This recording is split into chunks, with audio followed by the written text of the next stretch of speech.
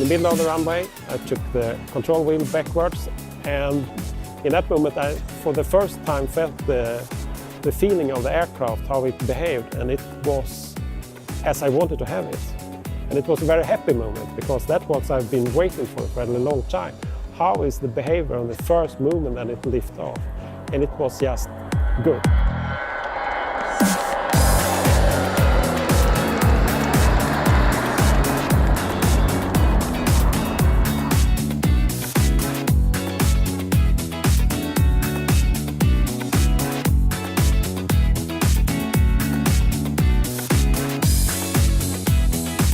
Finally on the runway, after the flight, braking the aircraft, turning back, takes into the hangar. It was like a release of happiness, and I'm very happy to be one of the members in this team.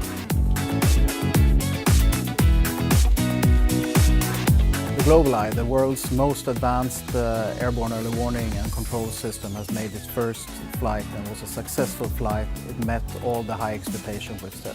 This is actually the second major milestone we passed in a very short space of time.